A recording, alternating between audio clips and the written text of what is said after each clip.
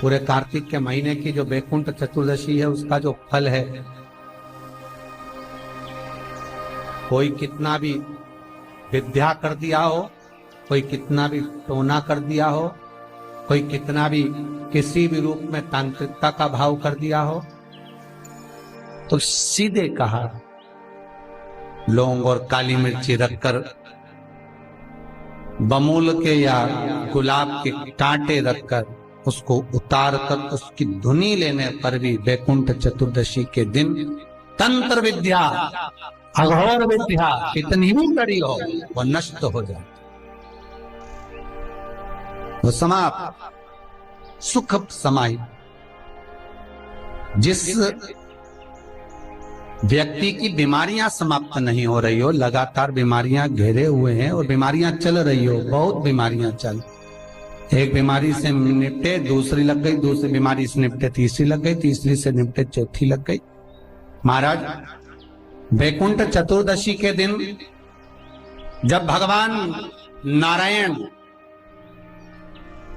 मणिकर्णिका के घाट पर पहुंचते हैं, तंत्र विद्या, देव विद्या, अघोर विद्या, रतन विद्या, सारी विद्याओं का स्मरण बैकुंठ चतुर्दशी के दिन अच्छी अच्छी विद्या सब नारायण और शिव का स्मरण करती है। हमारे भगवान विष्णु और भगवान शंकर का स्मरण, अच्छी अच्छी विद्या। तो शास्त्र कहता है जिसको बहुत रोग हो, एक रोग मिटा दूसरा चालू, दूसरा रोग मिटा तीसरा चालू, तीसरा रोग मिटा चौथा चालू, चौथा रोग मिटा पांचवा चालू, बहुत रोग से ग्रस्त है, कुछ ना करिए, एक काम करिए, 7 काली मिर्ची लो, 5 लौंग लो और 5 बमूल के कांटे, बमूल के वृक्ष के जो कांटे होते हैं, अगर बमूल के वृक्ष के कांटे ना मिले तो गुलाब के कांटे ले लो।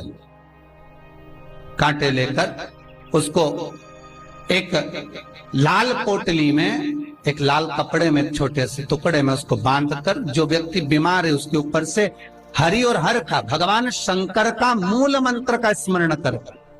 अगर कोई मंत्र ना हो तो श्री शिवाय नमस्तुभ्यम और ओम नमो भगवते वासुदेवाय इसका स्मरण कर कर आप 21 बार उतार कर उसी व्यक्ति के सामने बाहर, घर के बाहर उस पोटली को जला दीजिए।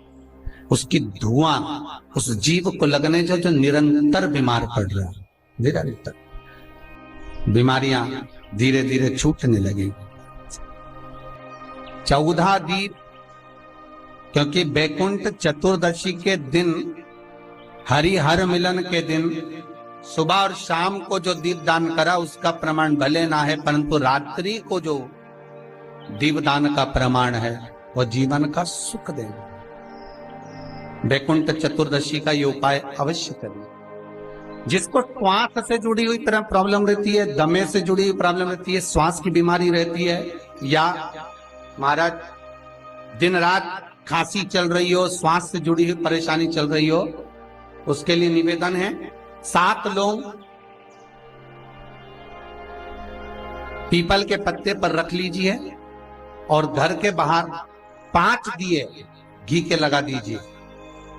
जिस व्यक्ति को श्वास ज्यादा चलती हो, खांसी ज्यादा चल रही हो, दमा भरा रहा हो, उसके लिए बैकुंठ चतुर्दशी का ये उपाय अवश्य करिए। 5 लौंग या 7 लौंग या 11 लौंग या 21 लौंग, जितनी आप निरंतर एक एक लौंग कर कर खाना है, जितने दिन आप खा सकते, पीपल के पत्ते पर रख दें। और बैकुंठ चतुर्दशी का जो मूल मंत्र है उस मंत्र को आप लिख लीजिए, उस मंत्र का स्मरण करिएगा। ओम हीम, हा उस पे ई की मात्रा, अम की बिंदी, हीम। ओम हरिणाक्षाय, हरिणाक्षाय नमः शिवाय।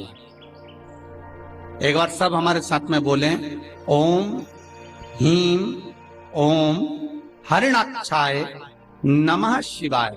बस इस मूल मंत्र जो स्कंद पुराण में बैकुंठ चतुर्दशी का मूल मंत्र कहा गया है, इस मंत्र का 21 बार स्मरण कर कर लौंग को उठा लें और उस लौंग को वापिस लेकर आ जाएं। एक एक लौंग कर कर सुबह या शाम में कभी भी खाना प्रारंभ कर दे। धीरे धीरे दमे की बीमारी में, खांसी में, श्वास में आराम मिलना प्रारंभ हो जाता है।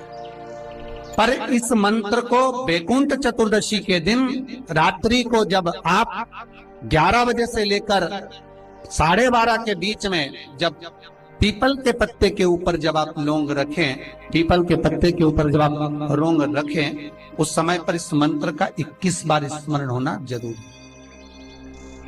महाराज इस मंत्र को जप, और यह मंत्र कोई साधारण नहीं है।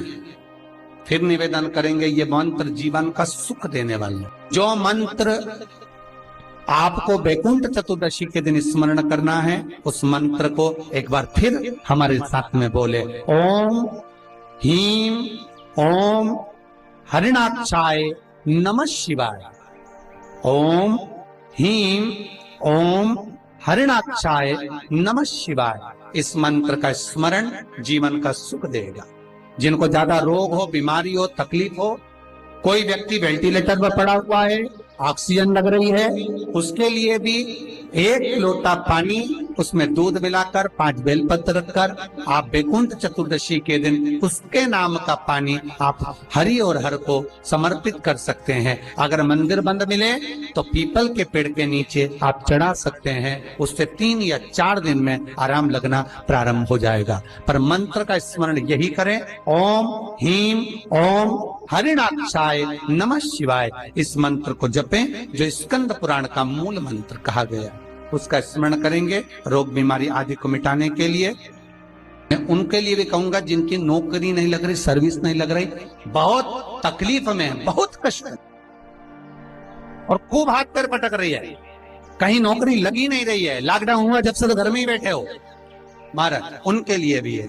महाराज एक कमलगट्टा हाथ में रखिए, किसी जलाशय के पास में, अगर जलाशय दूर हो, नदी, तालाब, बावड़ी, कुआं ये सब दूर हो, तो घर में ही एक तांबे के कलश में पानी भर लीजिए और कलश के पास में एक कमलगट्टा जो हाथ में रखा है उसको जल पात्र के पास में रखकर 7 दिए घी के लगाएं, 1 दिया चौमुखी सरसों के तेल का लगाएं। महाराज उसको रख लें और कमलगट्टा पास में रखकर जो मंत्र अभी आपको बताया, ओम ह्रीं ओम हरिणाक्षाय नमः शिवाय, इस मंत्र का जप करें 1 माला और अपनी कामना कर कर वो कमलगट्टा अपने साथ में रख लें। जब किसी एग्जाम को देने के लिए जाएं, जब किसी इंटरव्यू को देने के लिए जाएं, वो कमलगट्टा आपके साथ लेकर जाएं।